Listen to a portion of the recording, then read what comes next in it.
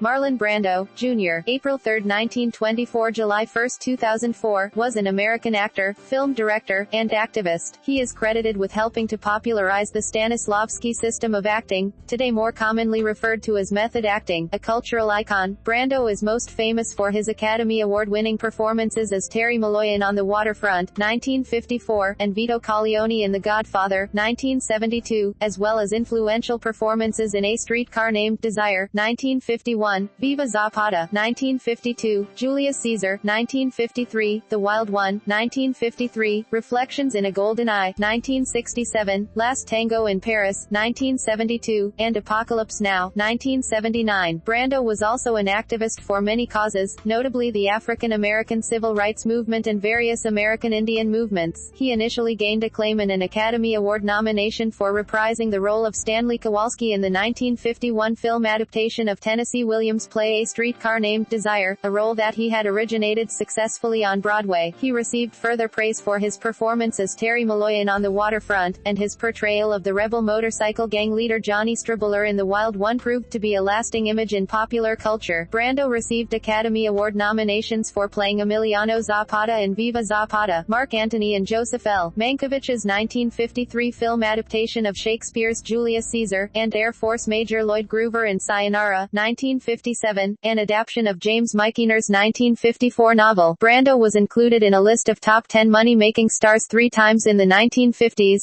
coming in at number 10 in 1954, number 6 in 1955, and number 4 in 1958. The 1960s proved to be a fallow decade for Brando. He directed and starred in the cult Western film One-Eyed Jacks, a critical and commercial flop, after which he delivered a series of box office failures, beginning with the 1962 film adaptation of the novel Mutiny on the Bounty. After 10 years, during which he did not appear in a successful film, he won his second Academy Award for playing Vito Corleone in Francis Ford Coppola's The Godfather, a role critics consider among his greatest. The Godfather was then one of the most commercially successful films of all time. With that and his Oscar-nominated performance in Last Tango in Paris, Brando re-established himself in the ranks of top box office stars, placing 6th and 10th in the money-making stars poll in 1972 and 1973, respectively. Brando took a 4-year hiatus before appearing in The Missouri Breaks, 1976. After this, he was content with being a highly paid character actor in glorified cameo roles, such as in Superman, 1978, and The Formula, 1980, before taking a 9-year break from motion pictures. According to the Guinness Book of World Records, Brando was paid a record $3.7 million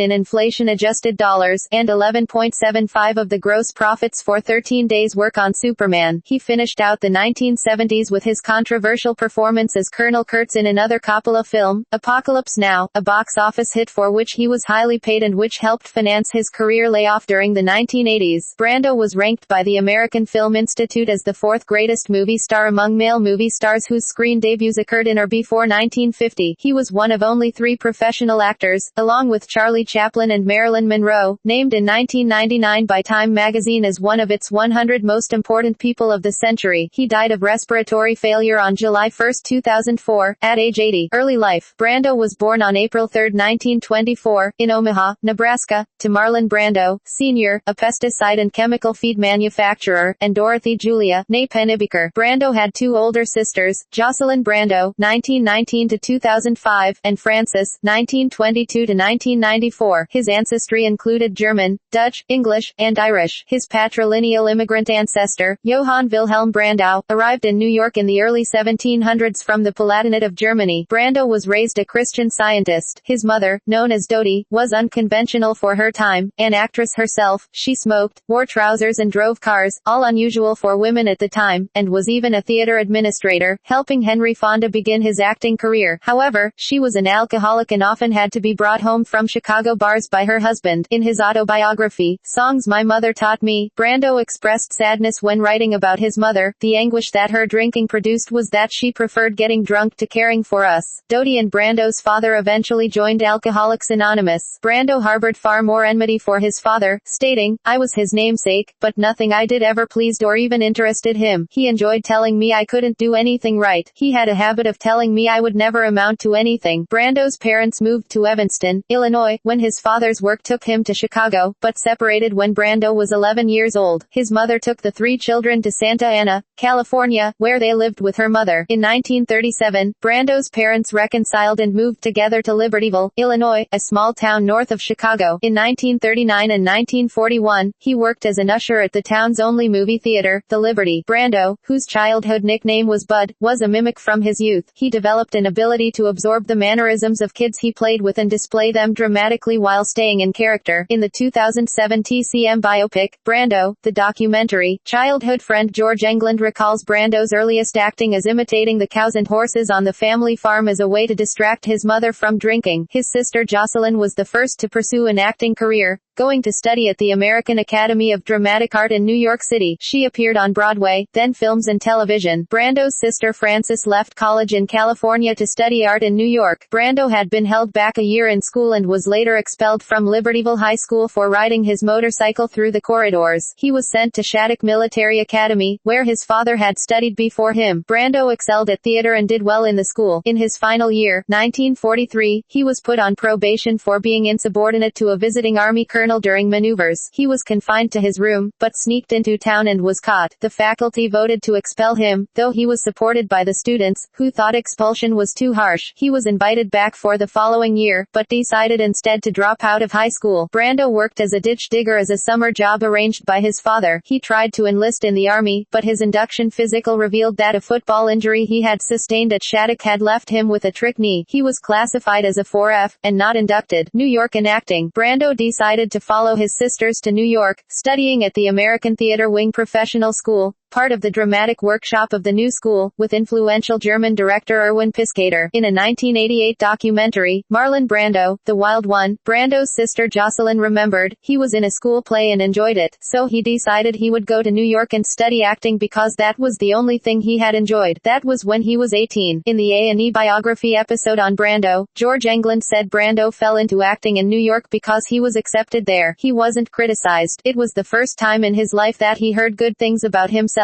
Brando was an avid student and proponent of Stella Adler, from whom he learned the techniques of the Stanislavski system. This technique encouraged the actor to explore his own feelings and past experiences to fully realize the character being portrayed. Brando's remarkable insight and sense of realism was evident early on. Adler used to recount that when teaching Brando, she had instructed the class to act like chickens, and added that a nuclear bomb was about to fall on them. Most of the class clucked and ran around wildly, but Brando sat calmly and pretended to lay an egg. Asked by Adler why he had chosen to react this way, he said, "I'm a chicken, what do I know about bombs?" Despite being commonly regarded as a method actor, Brando disagreed. He claimed to have abhorred Lee Strasberg's teachings. "After I had some success, Lee Strasberg tried to take credit for teaching me how to act. He never taught me anything. He would have claimed credit for the sun and the moon if he believed he could get away with it. He was an ambitious, selfish man who exploited the people who attended the actor's studio and tried to project himself as an acting oracle and guru. Some people worshipped him, but I never knew why. I sometimes went to the actor's studio on Saturday mornings because Elia Kazan was teaching, and there were usually a lot of good-looking girls, but Strasberg never taught me acting. Stella Adler did, and later Kazan. Career. Early career, 1944 to 1951. Brando used his Stanislavski system skills for his first summer stock roles in Sayville, New York, on Long Island. Brando established a pattern of erratic, insubordinate behavior in the few shows he had been in. His behavior had him kicked out of the cast of the New School's production in Sayville, but he was soon afterwards discovered in a locally produced play there. Then, in 1944, he made it to Broadway in the bittersweet drama I Remember Mama, playing the son of Matey Christians. The Lunts wanted Brando to play the role of Alfred Lunt's son in Oh Mistress Mine, and Lunt even coached him for his audition, but Brando's reading during the audition was so desultory that they couldn't hire him. New York drama critics voted him most promising young actor for his role as an anguished veteran in Truckline Cafe, although the play was a commercial failure. In 1946, he appeared on Broadway as the young hero in the political drama A Flag is Born, refusing to accept wages above the actor's equity rate. In that same year, Brando Brando played the role of Marge Banks alongside Katharine Cornell in her production's revival of Candida, one of her signature roles. Cornell also cast him as the messenger in her production of John Annaill's Antigone that same year. He was also offered the opportunity to portray one of the principal characters in the Broadway premiere of Eugene O'Neill's The Iceman Cometh, but turned the part down after falling asleep while trying to read the massive script and pronouncing the play ineptly written and poorly constructed. In 1945, Brando's agent recommended he take a co-starring role in The Eagle Has Two Heads with Tallulah Bankhead,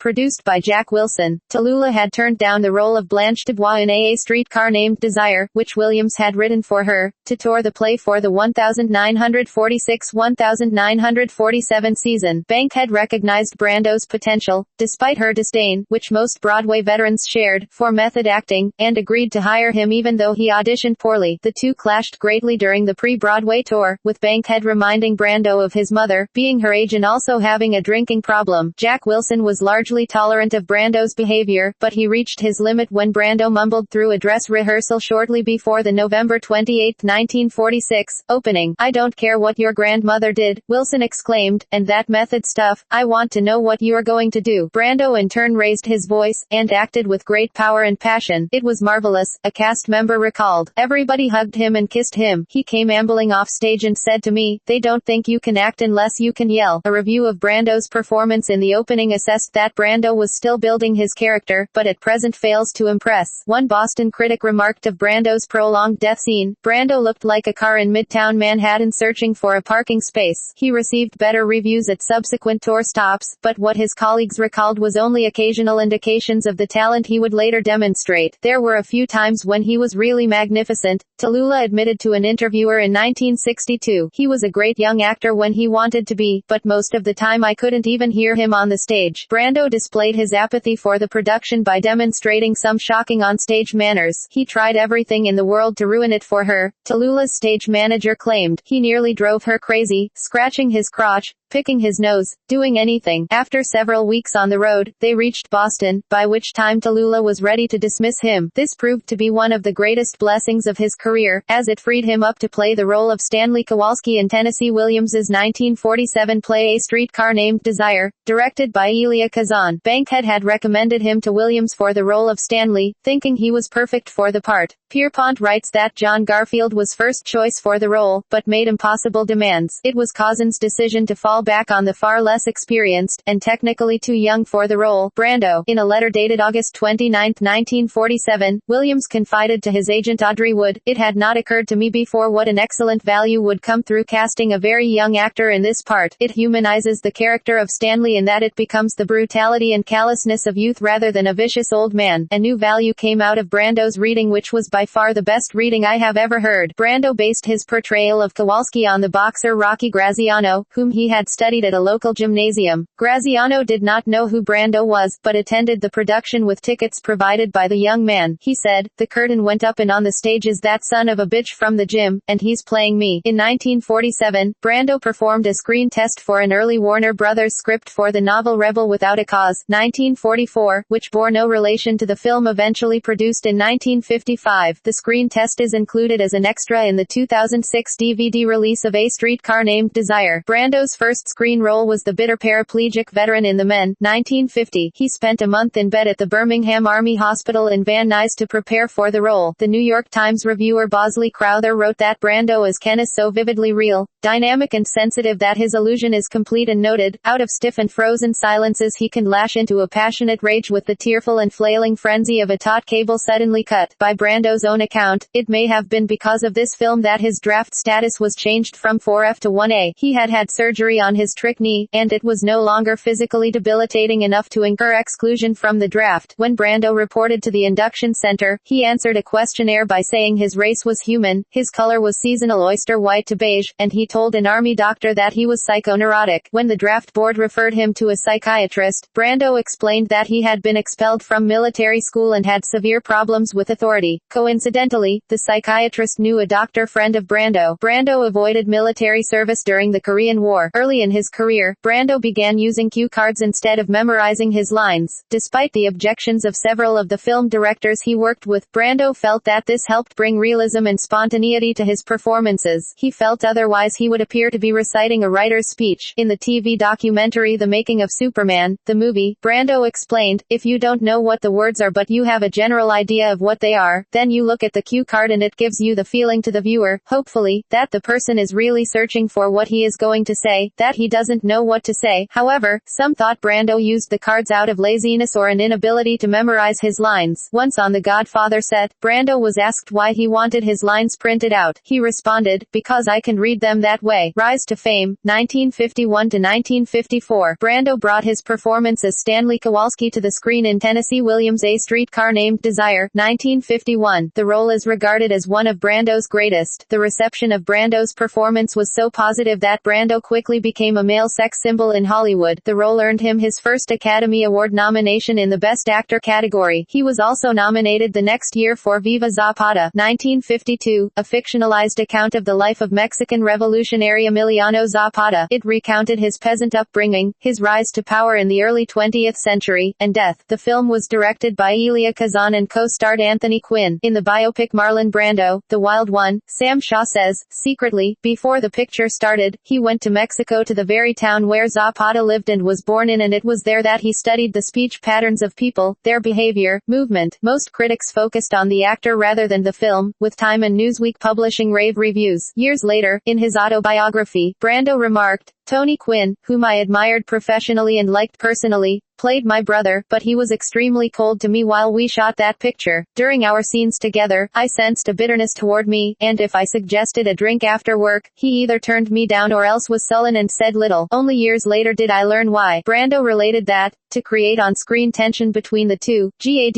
Kazan had told Quinn, who had taken over the role of Stanley Kowalski on Broadway after Brando had finished, that Brando had been unimpressed with his work. After achieving the desired effect, Kazan never told Quinn that he had misled him. It was only many years later, after comparing notes, that Brando and Quinn realized the deception. Brando's next film, Julius Caesar, 1953, received highly favorable reviews. Brando portrayed Mark Antony. While most acknowledged Brando's talent, some critics felt Brando's mumbling and other idiosyncrasies betrayed a lack of acting fundamentals and, when his casting was announced, many remained dubious about his prospects for success. Directed by Joseph L. Mankiewicz and co-starring British stage actor John Gielgud, Brando delivered an impressive performance, especially during Antony's noted Friends, Romans, Countrymen speech. Gielgud was so impressed that he offered Brando a full season at the Hammersmith Theatre, an offer he declined. In his biography on the actor, Stephen Canfor writes, Marlon's autobiography devotes one line to his work on that film. "Among all those British professionals, for me to walk onto a movie set and play Mark Antony was asinine, yet another example of his persistent self-denigration, and wholly incorrect." Canfor adds that after a screening of the film, director John Huston commented, "Christ, it was like a furnace door opening, the heat came off the screen. I don't know another actor who could do that." During the filming of Julius Caesar, Brando learned that Elia Kazan had cooperated with congressional investigators, naming a whole string of subversives to the House Committee on Un-American Activities. By all accounts, Brando was upset by his mentor's decision, but he worked with him again in On the Waterfront. "None of us is perfect," he later wrote in his memoir, "and I think that GADG has done injury to others, but mostly to himself." In 1953, Brando also starred in The Wild One, riding his own Triumph Thunderbird 6T motorcycle. Triumph's importers were ambivalent at the exposure, as the subject matter was rowdy motorcycle gangs taking over a small town. The film was criticized for its perceived gratuitous violence at the time, with Time stating, "The effect of the movie is not to throw light on the public problem, but to shoot adrenaline through the moviegoer's veins." Brando allegedly did not see eye to eye with the Hungarian director Laszlo Benedek and did not get on with co-star Lee Marvin. To Brando's expressed puzzlement, the movie inspired teen rebellion and made him a role model to the nascent rock and roll generation and future stars such as James Dean and Elvis Presley. After the movie's release, the sales of leather jackets and blue jeans skyrocketed. Reflecting on the movie in his autobiography, Brando concluded that it had not aged very well but said, "More than most parts I've played in the movies or on stage, I related to Johnny, and because of this, I believe I played him as more sensitive and sympathetic than the script envisioned. There's a line in the picture where he snarls, 'Nobody tells me what to do. That's exactly how I've felt all my life.'" Later that same year, year, Brando starred in Lee Falk's production of George Bernard Shaw's Arms and the Man in Boston. Falk was proud to tell people that Brando turned down an offer of $10,000 per week on Broadway, in favor of working in his production in Boston, for less than $500 per week. It was the last time Brando acted in a stage play, On the Waterfront. In 1954, Brando starred in On the Waterfront, a crime drama film about union violence and corruption among longshoremen. The film was directed by Elia Kazan and written by Bud Schulberg. It also stars Karl Malden, Lee J. Cobb, Rod Steiger and, in her film debut, Eva Marie Saint. When initially offered the role, Brando, still stung by Kazan's testimony to HUAC, demurred and the part of Terry Malloy nearly went to Frank Sinatra. According to biographer Stephen Canfor, the director believed that Sinatra, who grew up in Hoboken, would work as Malloy, but eventually producer Sam Spiegel wooed Brando to the part, signing him for $100,000. Kazan made no protest because, he subsequently confessed, I always preferred Brando to anybody. Brando won the Oscar for his role as Terry Malloy in On the Waterfront. His performance, spurred on by his rapport with Eva Marie Saint and Kazan's direction, was praised as a tour de force. For the famous I Could Have Been a Contender scene, he convinced Kazan that the scripted scene was unrealistic. Schulberg's script had Brando acting the entire scene with his character being held at gunpoint by his brother Charlie, played by Rod Steiger. Brando insisted on gently pushing away the gun, saying that Terry would never believe that his brother would pull the trigger and doubting that he could continue his speech while fearing a gun on him. Kazan let Brando improvise and later express deep admiration for Brando's instinctive understanding, saying, what was extraordinary about his performance, I feel, is the contrast of the tough guy front and the extreme delicacy and gentle cast of his behavior. What other actor, when his brother draws a pistol to force him to do something shameful, would put his hand on the gun and push it away with the gentleness of a caress?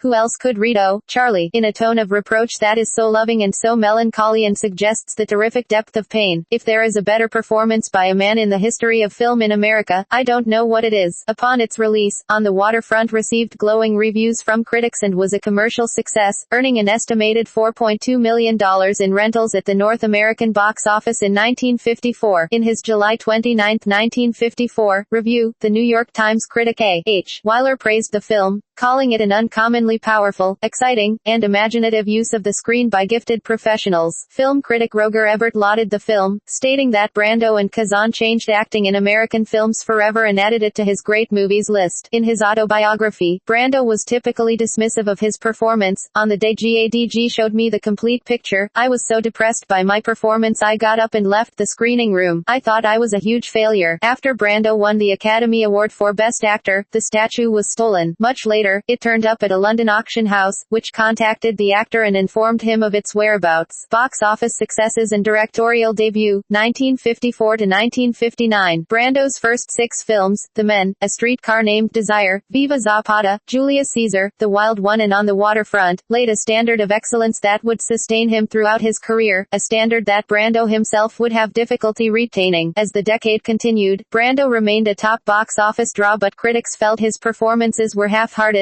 lacking the intensity and commitment found in his earlier work, especially in his work with Kazan. He portrayed Napoleon in the 1954 film Desiree. According to co-star John Simmons, Brando's contract forced him to star in the movie. He put little effort into the role, claiming he didn't like the script, and later dismissed the entire movie as superficial and dismal. Brando was especially contemptuous of director Henry Koster. Brando and Simmons were paired together again in the film adaptation of the musical Guys and Dolls, 1955. Guys and Dolls would be Brando's first and last musical role. Time found the picture false to the original in its feeling, remarking that Brando sings in a faraway tenor that sometimes tends to be flat. Appearing in Edward Murrow's person-to-person interview in early 1955, he admitted to having problems with his singing voice, which he called pretty terrible. In the 1965 documentary Meet Marlon Brando, he revealed that the final product heard in the movie was a result of countless singing takes being cut into one, and later joked, I couldn't hit a note with a baseball bat. Some notes I missed by extraordinary margins. They sewed my words together on one song so tightly that when I mouthed it in front of the camera, I nearly asphyxiated myself. Relations between Brando and Sinatra were also frosty, with Stephen Canfor observing, the two men were diametrical opposites visits. Marlon required multiple takes. Frank detested repeating himself. Upon their first meeting, Sinatra reportedly scoffed, "Don't give me any of that actor's studio shit." Brando later famously quipped, "Frank is the kind of guy, when he dies, he's going to heaven and give God a hard time for making him bald." Frank Sinatra famously called Brando the world's most overrated actor, and referred to him as Mumbles. The film was commercially, though not critically, successful, costing $5.5 million to make and grossing $13 million. Brando played Sakini, a Japanese interpreter for the U.S. Army in post-war Japan in the tea house of the August Moon, 1956. Pauline Kael was not particularly impressed by the movie, but noted Marlon Brando starved himself to play the pixie interpreter Sakini, and he looks as if he's enjoying the stunt, talking with a mad accent, grinning boyishly, bending forward, and doing tricky movements with his legs. He's harmlessly genial, and he is certainly missed when he's off-screen, though the roguish role doesn't allow him to do what he's great at, and it's possible that he's less effective in it than a lesser actor might have been. In Sayonara, 1957, he appeared as a United States Air Force officer.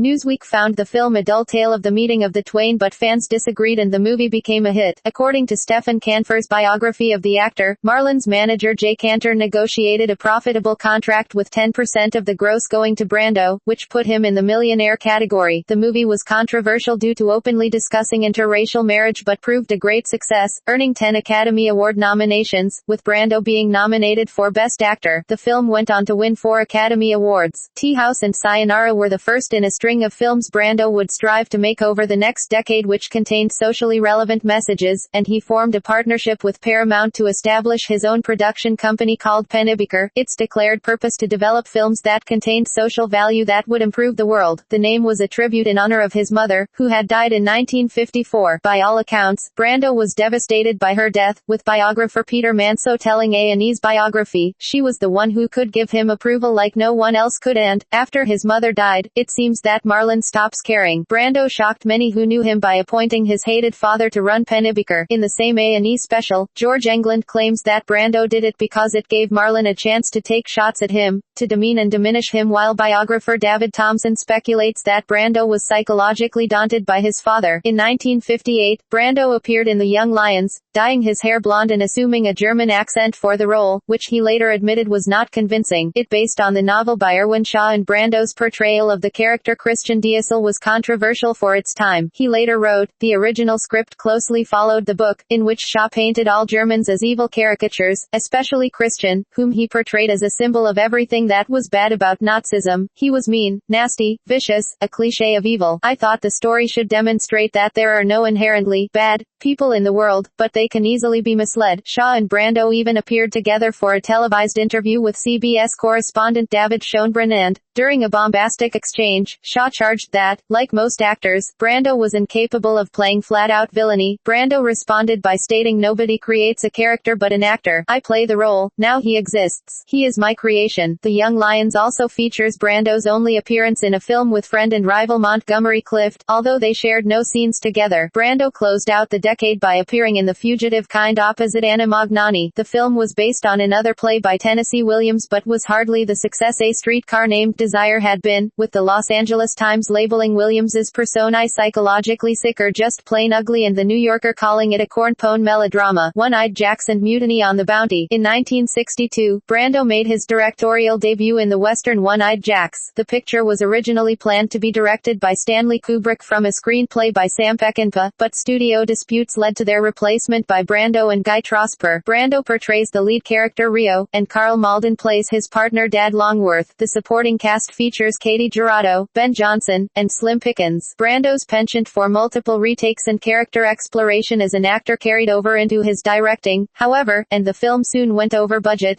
Paramount expected the film to take 3 months to complete, but shooting stretched to 6 and the cost doubled to more than $6 million. Brando's inexperience as an editor also delayed post-production, and Paramount eventually took control of the film. Brando later wrote, "Paramount said it didn't like my version of the story. I'd had everyone lie except Carl Malden. The studio cut the movie to pieces and made him a liar, too. By then, I was bored with the whole project and walked away from it." Visually stunning, One-Eyed Jacks was poorly reviewed by critics. Review aggregator Rotten Tomatoes reports that only 50 of critics have given the film a positive review, making it rotten. Brando's revulsion with the film industry reportedly boiled over on the set of his next film, Metro-Goldwyn-Mayer's remake of Mutiny on the Bounty, which was filmed in Tahiti. The actor was accused of deliberately sabotaging nearly every aspect of the production. On June 16, 1962, the Saturday Evening Post ran an article by Bill Davidson with the headline $6 million down the drain, the mutiny of Marlon Brando. Mutiny director Louis Milestone claimed that the executives deserve what they get when they give a ham actor, a petulant child, complete control over an expensive picture. Mutiny on the Bounty nearly capsized MGM and, while the project had indeed been hampered with delays other than Brando's behavior, the accusations would dog the actor for years as studios began to fear Brando's difficult reputation. Critics also began taking note of Marlon's fluctuating weight. Box office decline, 1963 to 1971. Distracted by his personal life and becoming disillusioned with his career, Brando began to view acting as a means to an end financially. Critics protested when he started accepting roles in films many perceived as being beneath his talent, or criticized him for failing to live up to the better roles. Previously only signing short-term deals with movie studios, in 1961 Brando uncharacteristically signed a 5-picture deal with Universal Studios that would haunt him for the rest of the decade. The Ugly American, 1963, was the first of these films, based on the 1958 novel of the same name that Pennebaker had optioned. The movie, which featured Brando's sister Jocelyn, was rated fairly positively but died at the box office. Brando was nominated for a Golden Globe for his performance. All of Brando's other Universal films during this period, including Bedtime Story, 1964, The Appaloosa, 1966, A Countess from Hong Kong, 1967, and The Night of the Following Day, 1969, were also critical and commercial flops. Countess in particular was a disappointment for Brando, who had looked forward to working with one of his heroes,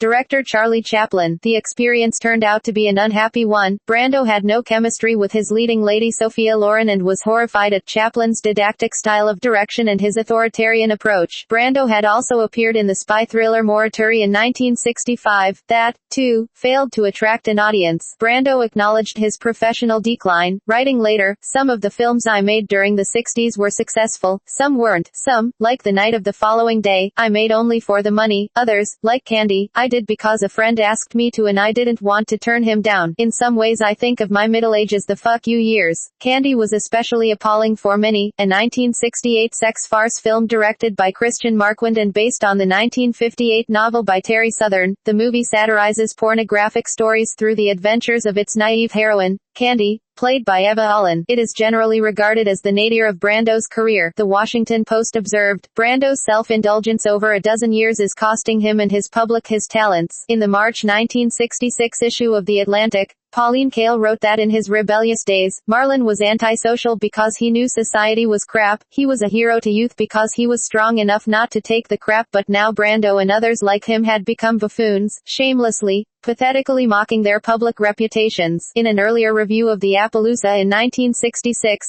Kael wrote that the actor was trapped in another dog of a movie. Not for the first time, Mr. Brando gives us a heavy-lidded, adenoidally open-mouthed caricature of the inarticulate, stalwart loner. Although he feigned indifference, Brando was hurt by the critical mauling, admitting in the 2015 film Listen to Me Marlon, "They can hit you every day and you have no way of fighting back. I was very convincing in my pose of indifference, but I was very sensitive and it hurt a lot." While Brando had lost much of his critical and commercial appeal in the 1960s, he still gave some memorable performances. Brando portrayed a repressed gay army officer in Reflections in a Golden Eye, directed by John Huston and co-starring Elizabeth Taylor. The role turned out as one of his greatest in years, with Stanley Crouch marveling. Brando's main achievement was to portray the taciturn but stoic gloom of those pulverized by circumstances. The film overall received mixed reviews. Another notable film was The Chase, 1966, which paired the actor with Arthur Penn, Robert Duvall, Jane Fonda and Robert Redford. The film deals with themes of racism, sexual revolution, small-town corruption, and vigilantism but is probably best remembered for a scene in which the sheriff played by Brando is brutally beaten by 3 of the vigilantes. The film was received mostly positively. Brando cited Burn, 1970, as his personal favorite of the films he had made, writing in his autobiography, "I think I did some of the best acting I've ever done in that picture, but few people came to see it." Brando dedicated a full chapter to the film in his memoir, stating that the director, Gillo Pontecorvo, was the best director he had ever worked with next to Kazan and Bernardo Bertolucci. Brando also detailed his clashes with Pontecorvo on the set and how we nearly killed each other. Loosely based on events in the history of Guadeloupe, the film got a hostile reception from critics despite a committed performance from Brando. In 1971, Michael Winner directed him in the British horror film The Nightcomers with Stephanie Basham, Thora Hird, Harry Andrews and Anna Paulk. It is a prequel to The Turn of the Screw, which later became the 1961 film The Innocents. Brando's performance earned him a nomination for a Best Actor BAFTA, but the film bombed at the box office. The Godfather and Last Tango in Paris. By the dawn of the 1970s, Brando was considered unbankable. Critics were becoming increasingly dismissive of his work and he had not appeared in a box office hit since The Young Lions in 1958, the last year he had ranked as one of the top 10 box office stars, which was also the year of his last Academy Award nomination, for Sayonara. Brando's performance as Vito Corleone, the Don, in The Godfather, 1972, Francis Ford Coppola's adaptation of Mario Puzo's 1969 best-selling novel of the same name, was a career turning point, putting him back in the top 10 and winning him his second Best Actor Oscar. Paramount production chief Robert Evans, who had given Puzo an advance to write The Godfather so that Paramount would own the movie rights, hired Coppola after many major directors had turned the movie down because he wanted an Italian-American director who could provide the movie with cultural authenticity. Coppola also came cheap. Evans was conscious of the fact that Paramount's last mafia movie, The Brotherhood, 1968, had been a box office bomb, and he believed it was partly due to the fact that the director, Martin Ritt, and the star, Kirk Douglas, were Jews and the film lacked an authentic Italian flavor. The studio originally intended the movie to be a low-budget production set in contemporary times without any major actors, but the phenomenal success of the novel gave Evans the clout to turn The Godfather into a prestige picture. Coppola had developed a list of actors for all the roles, and his list of potential dons included the Oscar-winning Italian-American Ernest Borgnine, the Italian-American Frank D'Acova, best known for playing Chief Wild Eagle on the TV sitcom F Troop, John Marley, a Best Supporting Oscar nominee for Paramount's 1970 hit movie Love Story, who was cast as the movie producer Waltz in the Picture, the Italian-American Richard Conte, who was cast as Don Corleone's deadly rival Don Barzini, and Italian movie producer Carlo Ponti. Coppola admitted in a 1975 interview, "We finally figured we had to lure the best actor in the world. It was that simple. That boiled down to Laurence Olivier or Marlon Brando, who are the greatest actors in the world." The holographic copy of Coppola's cast list shows Brando's name underlined. Evans told Coppola that he had been thinking of Brando for the part 2 years earlier, and Puzo had imagined Brando in the part when he wrote the novel and had actually written to him about the part, so Coppola and Evans narrowed it down to Brando. Ironically, Olivier would compete with Brando for the Best Actor Oscar for his part in Sleuth. He bested Brando at the 1972 New York Film Critics Circle Awards. Albert S. Ruddy, who Paramount assigned to produce the film, agreed with the choice of Brando. However, Paramount studio heads were opposed to casting Brando due to his reputation for difficulty and his long string of box office flops. Brando also had One-Eyed Jacks working against him, a troubled production that lost money for Paramount when it was released in 1961. Paramount Pictures president Stanley Jaffe told an exasperated Coppola, "As long as I'm president of this studio, Marlon Brando will not be in this picture, and I will no longer allow you to discuss it." Jaffe eventually set 3 conditions for the casting of Brando: that he would have to take a fee far below what he typically received, he'd have to agree to accept financial responsibility for any production delays his behavior cost, and he had to submit to a screen test. In order to skirt the humiliation of having Brando submit to a screen test, Coppola convinced Brando to a videotaped makeup test, in which Brando did his own makeup. He used cotton balls to simulate the puffed cheek look. Coppola had feared Brando might be too young to play the Don, but was electrified by the actor's characterization as the head of a crime family. Even so, he had to fight the studio in order to cast the temperamental actor. Brando had doubts himself, stating in his autobiography, "I had never played an Italian before, and I didn't think I could do it successfully." Eventually, Charles Bloodhorn, the president of Paramount parent Gulf Plus Western, was won over to letting Brando have the role. When he saw the screen test, he asked in amazement, "What are we watching? Who is this old guinea?" Brando was signed for a low fee of $50,000, but in his contract, he was given a percentage of the gross on a sliding scale, one of the gross for each $10 million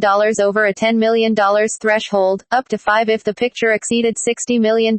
According to Evans, Brando sold back his points in the picture for $100,000 as he was in dire need of funds. That $100,000 $100,000 cost him $11 million, Evans claimed. In a 1994 interview that can be found on the Academy of Achievement website, Coppola insisted, "The Godfather was a very unappreciated movie when we were making it. They were very unhappy with it. They didn't like the cast. They didn't like the way I was shooting it. I was always on the verge of getting fired." When word of this reached Brando, he threatened to walk off the picture, writing in his memoir, "I strongly believe that directors are entitled to independence and freedom to realize their vision, though Francis left the characterizations in our hands and we had to figure out what to do." In a 2010 television interview with Larry King, Al Pacino also talked about how Brando's support helped him keep the role of Michael Corleone in the movie, despite the fact director Francis Ford Coppola wanted to sack him. Brando was on his best behavior during filming, buoyed by an impressive cast that included Al Pacino, Robert Duvall, James Caan and Diane Keaton. In the Vanity Fair article The Godfather Wars, Mark Seals writes, "With the actors, as in the movie, Brando served as the head of the family. He broke the ice by toasting the group with a glass of wine. When we were young, Brando was like the godfather of actors," says Robert Duvall. "I used to meet with Dustin Hoffman in Cromwell's drugstore, and if we mentioned his name once, we mentioned it 25 times in a day." Caan adds, "The first day we met Brando everybody was in awe." Brando's performance was glowingly reviewed by critics. "I thought it would be interesting to play a gangster, maybe for the first time in the movies, who wasn't like those bad guys Edward G. Robinson played, but who is kind of a hero, a man to be respected," Brando recalled in his autobiography. "Also, because he had so much power and unquestioned authority, I thought it would be an interesting contrast to play him as a gentleman, unlike Al Capone, who beat up people with baseball bats." Co-star Robert Duvall later marveled to A&E's biography, "He minimized the sense of beginning. In other words, he, de-emphasized the word action. He would go in front of that camera just like he was before. Cut. It was all the same. There was really no beginning. I learned a lot from watching that." Brando won the Academy Award for Best Actor for his performance, but turned down the Oscar, becoming the second actor to refuse a Best Actor award, the first being George C. Scott for Patton in 1970. He boycotted the award ceremony, instead sending American Indian rights activist Sachin Littlefeather, who appeared in full Apache attire, to state Brando's reasons, which were based on his objection to the depiction of American Indians by Hollywood and television. The actor followed The Godfather with Bernardo Bertolucci's 1972 film Last Tango in Paris opposite Maria Schneider, but Brando's highly noted performance threatened to be overshadowed by an uproar over the sexual content of the film. Brando portrays a recent American widower named Paul, who begins an anonymous sexual relationship with a young, betrothed Parisian woman named Jean. As with previous films, Brando refused to memorize his lines for many scenes. Instead, he wrote his lines on cue cards and posted them around the set for easy reference, leaving Bertolucci with the problem of keeping them out of the picture frame. The film features several intense, graphic scenes involving Brando, including Paul anally raping Jean using butter as a lubricant and Paul's angry, emotionally charged final confrontation with the corpse of his dead wife. The controversial movie was a hit, however, and Brando made the list of top 10 box office stars for the last time. The voting membership of the Academy of Motion Picture Arts and Sciences again nominated Brando for Best Actor, his 7th nomination. Although Brando won the 1973 New York Film Critics Circle Awards and the actor did not appear at the ceremony or send a representative to pick up the award if he won, critic Pauline Kael, in her famous New Yorker review, wrote, "The movie breakthrough has finally come. Bertolucci and Brando have altered the face of an art form." Brando confessed in his autobiography, "To this day I can't say what Last Tango in Paris was about," and added, "The film required me to do a lot of emotional arm wrestling with myself, and when it was finished, I decided that I wasn't ever again going to destroy myself emotionally to make a movie. I felt I had violated my innermost self and I didn't want to suffer like that anymore. You can't fake it." In 1973, Brando suffered a great personal loss with the death of his childhood and best friend Wally Cox. Brando appeared unannounced at Cox's wake. As told by Patricia Bosworth to A&E, Marlon showed up and climbed up a tree and looked down on everybody. He got the ashes away from Wally Cox's wife, the box of ashes, and they literally fought over the ashes. He kept them first in his car and then by his bed. Mrs. Cox was going to sue for the ashes but she finally said, "I think Marlon needs the ashes more than I do." Late 1970s. In 1976, Brando appeared in The Missouri Breaks with his friend Jack Nicholson. The movie also reunited the actor with director Arthur Penn. Following The Godfather and Tango, Brando's performance was disappointing. disappointing for some reviewers, who accused him of giving an erratic and inconsistent performance. As biographer Stephen Canfor describes, Penn had difficulty controlling Brando, who seemed intent on going over the top with his border ruffian-turned-contract killer Robert E. Lee Clayton. Marlon made him a cross-dressing psychopath. Absent for the first hour of the movie, Clayton enters on horseback, dangling upside down, caparizoned in white buckskin, little feather style. He speaks in an Irish accent for no apparent reason. Over the next hour, also for no apparent reason, Clayton assumes the intonation of a British upper-class twit and an elderly frontier woman, complete with a granny dress and matching bonnet. Penn, who believed in letting actors do their thing, indulged Marlon all the way. Critics were unkind, with The Observer calling Brando's performance one of the most extravagant displays of grandidamery since Sarah Bernhardt, while The Sun complained, Marlon Brando at 52 has the sloppy belly of a 62-year-old, the white hair of a 72-year-old, and the lack of discipline of a precocious 12-year-old. However, Canfor noted, even though his late work was met with disapproval, a re-examination shows that often, in the middle of the most pedestrian scene, there would be a sudden, luminous occurrence, a flash of the old Marlon that showed how capable he remained. In 1977, Brando made a rare appearance on television in the miniseries Roots, The Next Generations. Portraying George Lincoln Rockwell, he won a Primetime Emmy Award for Outstanding Supporting Actor in a Miniseries or a Movie for his performance. In 1978, he narrated the English version of Roni, a French-Belgian documentary film directed by Jean-Pierre Dudio and Luis Carlos Saldanha that focused on the life of Roni Metuktire and issues surrounding the survival of the indigenous Indian tribes of north-central Brazil. Brando portrayed Superman's father Jor-El in the 1978 film Superman. He agreed to the role only on assurance that he would be paid a large sum for what amounted to a small part, that he would not have to read the script beforehand and his lines would be displayed somewhere off camera. It was revealed in a documentary contained in the 2001 DVD release of Superman that he was paid $3.7 million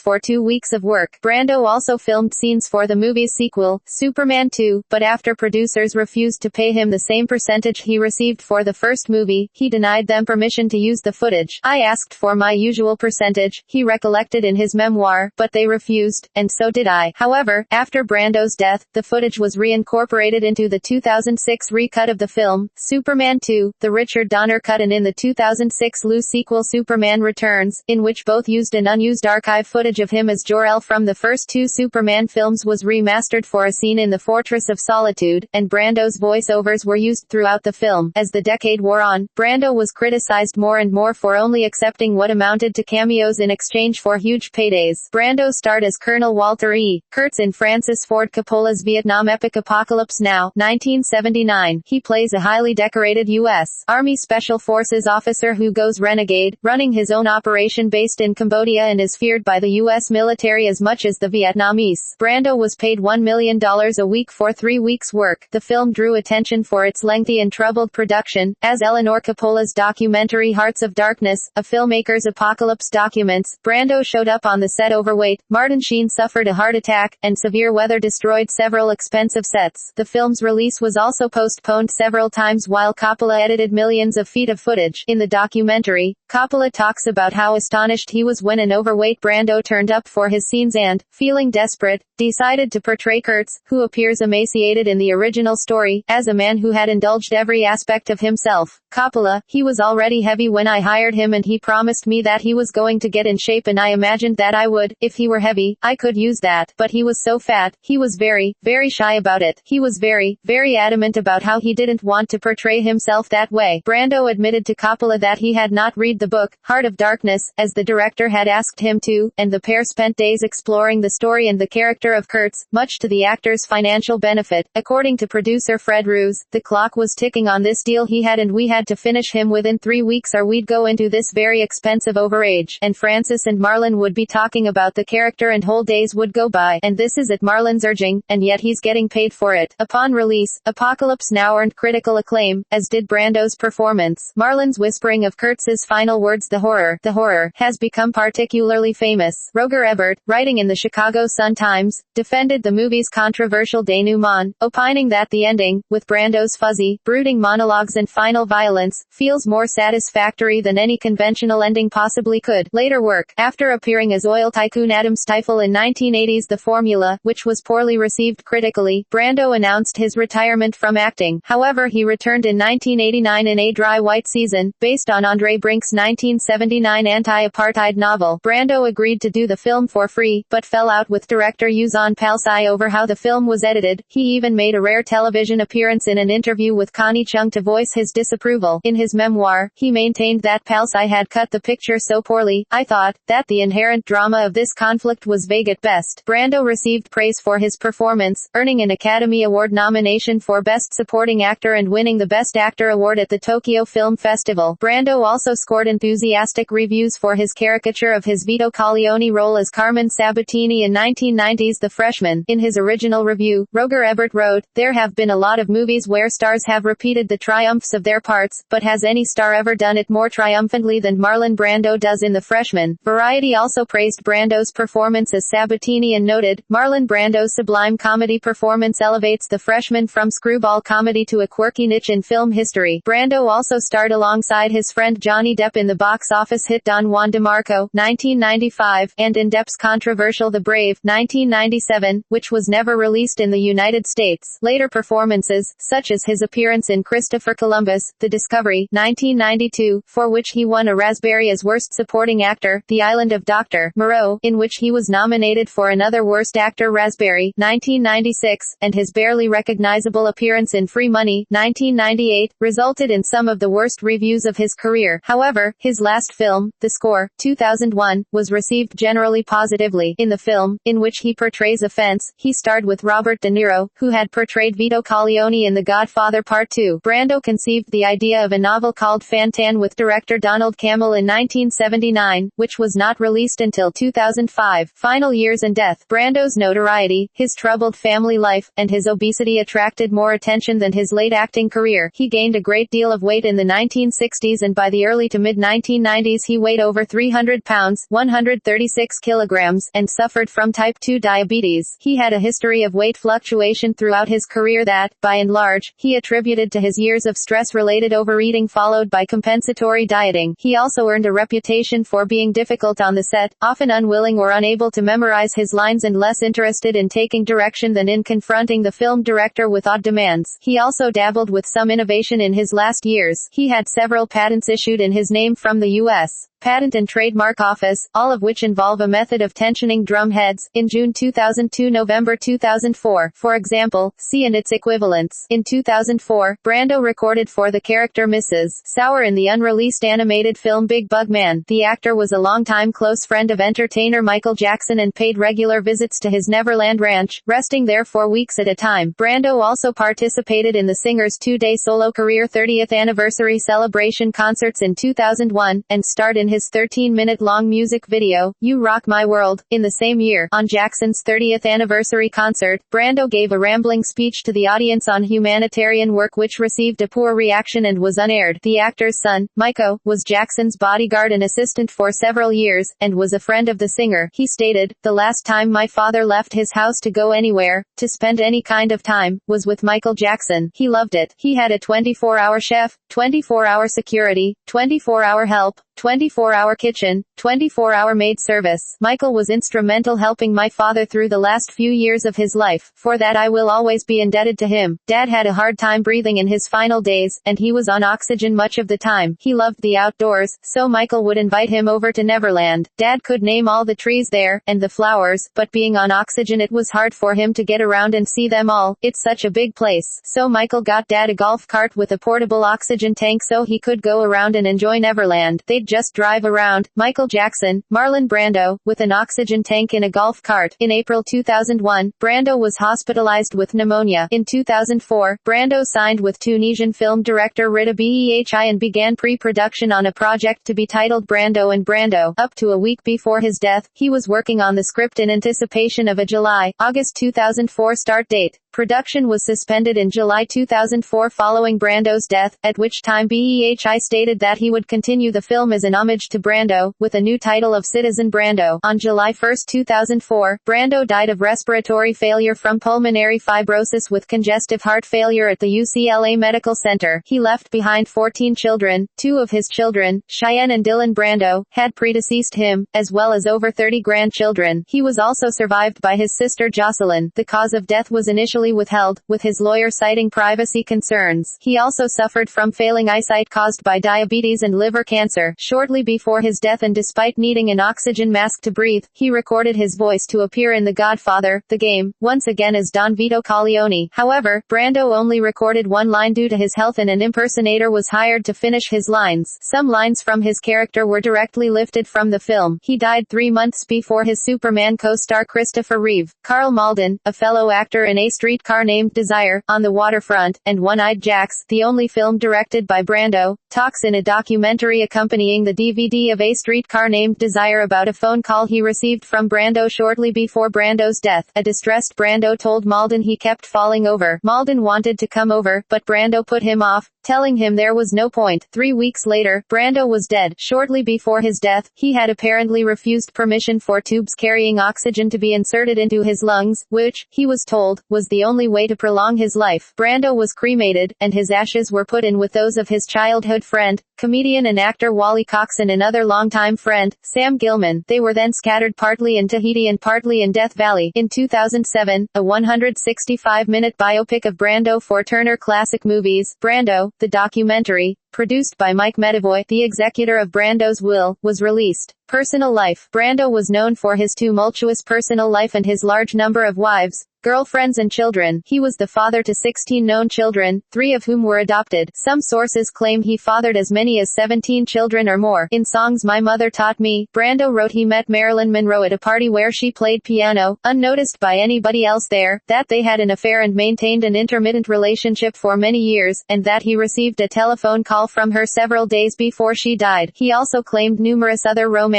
although he did not discuss his marriages, his wives, or his children in his autobiography. As a young man he was a family friend of Stella Adler's, whose daughter Ellen was a roommate of novelist Paula Fox. For a while, Brando and Fox lived under one roof and became close. Brando may have been the father of Fox's first child, daughter Linda Carroll, who was born in 1944. Linda was given up for adoption and is the mother of Courtney Love. Fox never named the child's father or addressed the affair. Brando married actress Anna Kashfa in 1957. Kashfa was born in Calcutta and moved to Wales from India in 1947. She is said to have been the daughter of a Welsh steel worker of Irish descent, William O'Callaghan, who had been superintendent on the Indian State Railways. However, in her book, Brando for Breakfast, she claimed that she really is half Indian and that the press incorrectly thought that her stepfather, O'Callaghan, was her real father. She said her real father was Indian and that she was the result of an unregistered alliance between her parents. Brando and Kashfa had a son, Christian Brando. On May 11, 1958, they divorced in 1959. In 1960, Brando married Movita Castaneda, a Mexican-American actress 7 years his senior. They were divorced in 1962. Castaneda had appeared in the first Mutiny on the Bounty film in 1935, some 27 years before the 1962 remake with Brando as Fletcher Christian. They had 2 children together, Michael Castaneda Brando, born 1961, and Rebecca Brando, born 1966.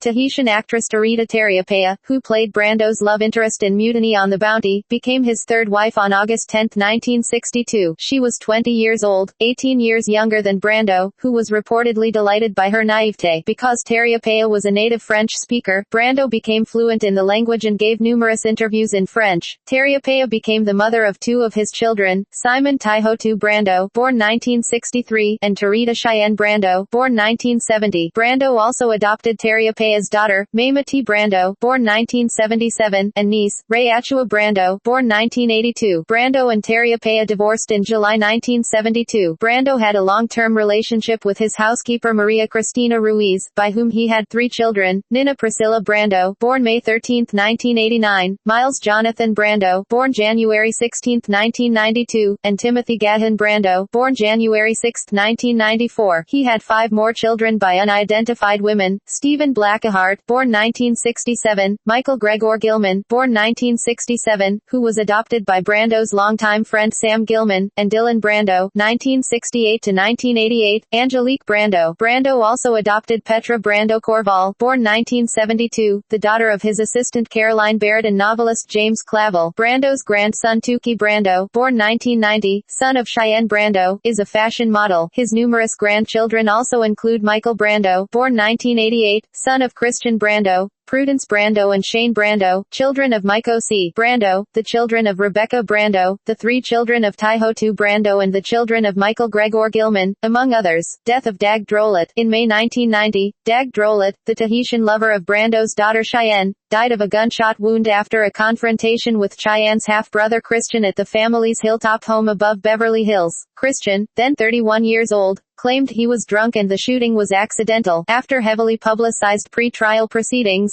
Christian pleaded guilty to voluntary manslaughter and use of a gun. He was sentenced to 10 years in prison. Before the sentence, Brando delivered an hour of testimony, in which he said he and his former wife had failed Christian. He commented softly to members of the Drolet family, "I'm sorry. If I could trade places with Dag, I would. I'm prepared for the consequences." Afterward, Drolet's father, Jacques, said he thought Brando was acting and his son was getting away with murder. The tragedy was compounded in 1995, when Cheyenne, suffering from lingering effects of a serious car accident and said to still be depressed over Drolet's death, committed suicide by hanging herself in Tahiti. Christian Brando died of pneumonia at age 49 on January 26, 2008. Lifestyle. Brando earned a reputation as a bad boy for his public outbursts and antics. According to Los Angeles magazine, Brando was rock and roll before anybody knew what rock and roll was. His behavior during the filming of Mutiny on the Bounty, 1962, seemed to bolster his reputation as a difficult star. He was blamed for a change in director and a runaway budget, though he disclaimed responsibility for either. On June 12, 1973, Brando broke paparazzo Ron Gallila's jaw. Gallela had followed Brando, who was accompanied by talk show host Dick Cavett, after a taping of the Dick Cavett Show in New York City. He reportedly paid a $40,000 out-of-court settlement and suffered an infected hand as a result. Gallela wore a football helmet the next time he photographed Brando at a gala benefiting the American Indians Development Association. Brando made the following comment about his sex life in an interview with Gary Carey for his 1976 biography The Only Contender: "Homosexuality is so much in fashion, it no longer makes news. Like a large number of men, I, too, have had homosexual experiences, and I am not ashamed. I have never paid much attention to what people think about me, but if there is someone who is convinced that Jack Nicholson and I are lovers, may they continue to do so. I find it amusing." The filming of Mutiny on the Bounty affected Brando's life in a profound way, as he fell in love with Tahiti and its people. He bought a 12-island atoll, Tetiaro, and in 1970 hired an award-winning young Los Angeles architect, Bernard Judge, to build his home and natural village there without despoiling the environment. An environmental laboratory protecting seabirds and turtles was established and student groups welcomed there for many years. Tragically, the 1983 hurricane destroyed many of the structures including his resort. A hotel using Brando's name is currently under reconstruction under new ownership due to open in 2014. His son Simon is the only inhabitant of Tetiaro. Brando was an active ham radio operator, with the call signs KE6PZH and FO5GJ, the latter from his island. He was listed in the Federal Communications Commission, FCC, records as Martin Brando to preserve his privacy. In the A&E biography episode on Brando, biographer Peter Manso comments, "On the one hand, being a celebrity allowed Marlon to take his revenge on the world that had so deeply hurt him, so deeply scarred him. On the other hand, he hated it because he knew it was false and ephemeral." In the same program, biographer David Thompson relates, many people who worked with him, and came to work with him with the best intentions, went away in despair saying he's a spoiled kid. It has to be done his way or he goes away with some vast story about how he was wronged, he was offended, and I think that fits with the psychological pattern that he was a wronged kid. Politics. In 1946, Brando performed in Ben Hecht's Zionist play A Flag is Born. He attended some fundraisers for John F. Kennedy in the 1960 presidential election. In August 1963, he participated in the March on Washington along with fellow celebrities Harry Belafonte, James Garner, Charlton Heston, Burt Lancaster and Sidney Poitier. Along with Paul Newman, Brando also participated in the Freedom Rides. In the aftermath of the 1968 assassination of Martin Luther King, Jr., Brando made one of the strongest commitments to furthering King's work. Shortly after King's death, he announced that he was bowing out of the lead role of a major film, The Arraignment Arrangement, 1969, which was about to begin production in order to devote himself to the civil rights movement. I felt I'd better go find out where it is, what it is to be black in this country, what this rage is all about, Brando said on the late-night ABC TV talk show Joey Bishop Show. In A&E's biography episode on Brando, actor and co-star Martin Sheen states, "I'll never forget the night that Reverend King was shot and I turned on the news and Marlon was walking through Harlem with Mayor Lindsay, and there were snipers and there was a lot of unrest and he kept walking and talking through those neighborhoods with Mayor Lindsay. It was one of the most incredible acts of courage I ever saw, and it meant a lot and did a lot." Brando's participation in the African American civil rights movement actually began well before King's death. In the early 1960s, he contributed thousands of dollars to both the Southern Christian Leadership Conference, SCLC, and to a scholarship fund established for the children of slain Mississippi NAACP leader Medgar Evers. By this time, Brando was already involved in films that carried messages about human rights, Sayonara, which addressed interracial romance, and The Ugly American, depicting the conduct of U.S. officials abroad and the deleterious effect on the citizens of foreign countries. For a time, he was also donating money to the Black Panther Party and considered himself a friend of founder Bobby Seale. Brando ended his financial support for the group over his perception of its increasing radicalization, specifically a passage in a Panther pamphlet put out by Eldridge Cleaver advocating indiscriminate violence for the revolution. At the 1973 Academy Awards ceremony, Brando refused to accept the Oscar for his performance in The Godfather. Sacheen Littlefeather represented him at the ceremony. She appeared in full Apache attire and stated that owing to the poor treatment of Native Americans in the film industry, Brando would not accept the award. This occurred while the standoff at Wounded Knee was ongoing. The event grabbed the attention of the U.S. and the world media. This was considered a major event and victory for the movement by its supporters and participants. Outside of his film work, Brando appeared before the California Assembly in support of a fair housing law and personally joined picket lines and demonstrations protesting discrimination in housing developments. He was also an activist against apartheid. In 1964, he favored a boycott of his films in South Africa to prevent them from being shown to a segregated audience. He took part at a 1975 protest rally against American investments in South Africa and for the release of Nelson Mandela. In 1989, Brando also starred in the film A Dry White Season, based upon Andre Brink's novel of the same name. Comments on Jews, Hollywood and Israel. In an interview in Playboy magazine in January 1979, Brando said, "You've seen every single race besmirched, but you never saw an image of the Kika because the Jews were ever so watchful for that, and rightly so. They never allowed it to be shown on screen. The Jews have done so much for the world that, I suppose, you get extra disappointed because they didn't pay attention to that." Brando made a similar comment on Larry King Live in April 1996, saying Hollywood is run by Jews, it is owned by Jews, and they should have a greater sensitivity about the issue of people who are suffering because they've exploited. We have seen the nigger and greaseball, we've seen the chink, we've seen the slit-eyed dangerous Jap, we have seen the wily Filipino, we've seen everything, but we never saw the Kika because they knew perfectly well that is where you draw the wagons around. Larry King, who is Jewish, replied, when you say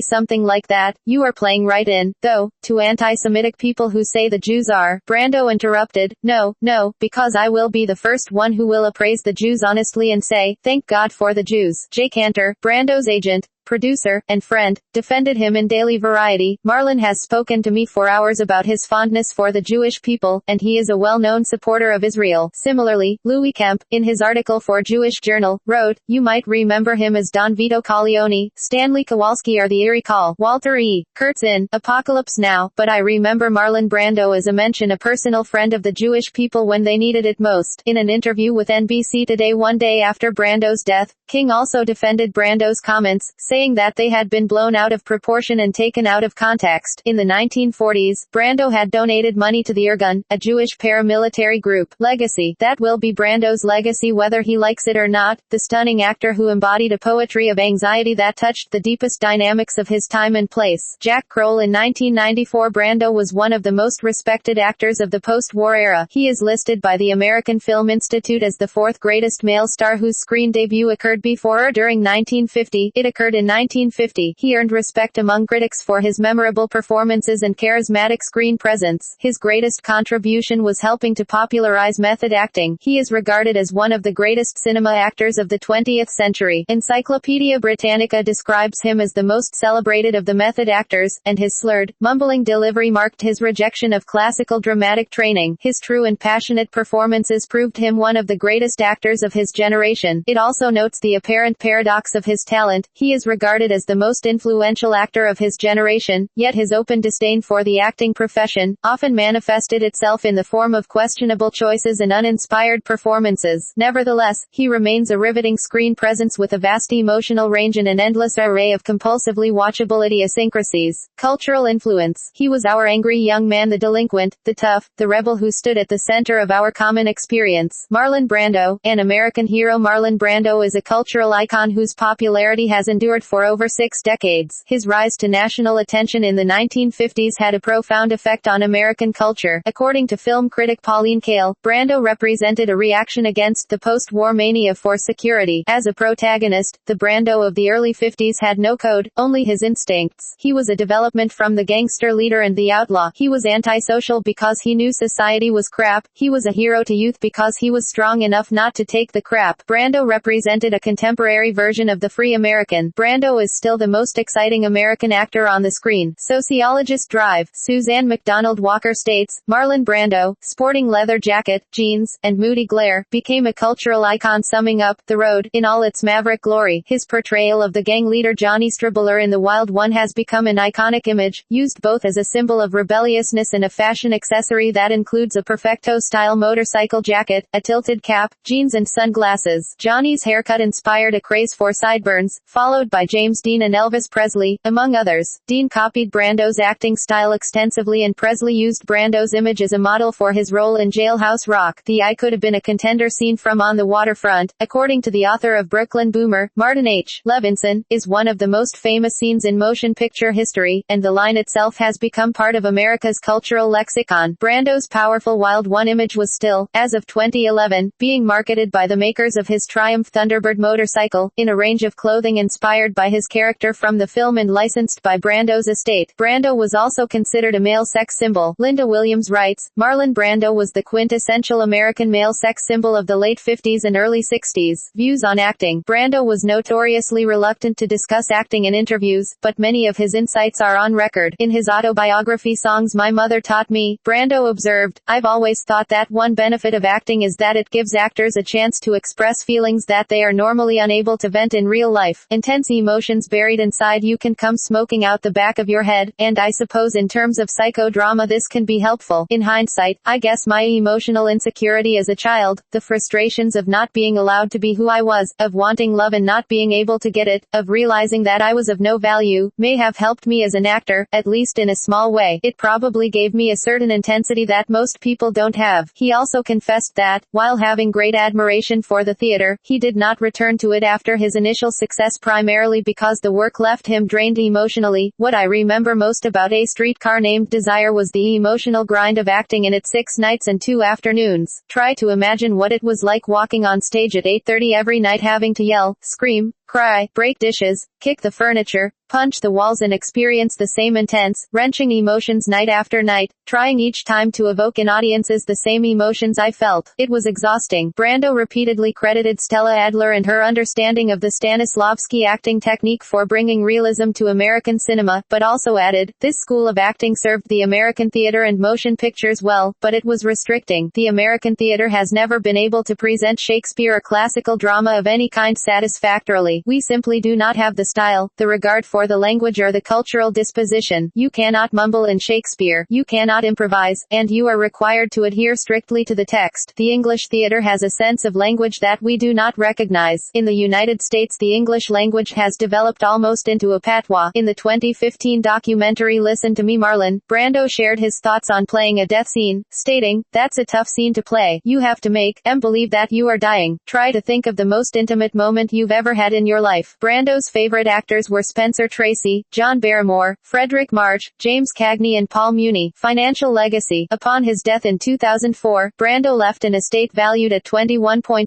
million. Brando's estate still earns about $9 million a year, according to Forbes. He was named one of the top-earning dead celebrities in the world by the magazine Filmography, Awards and Honors. Brando was named the fourth greatest male star whose screen debut occurred before or during 1950 by the American Film Institute, and part of Time magazine's Time 100, the most important people of the century. He was also named one of the top 10 icons of the century by Variety magazine.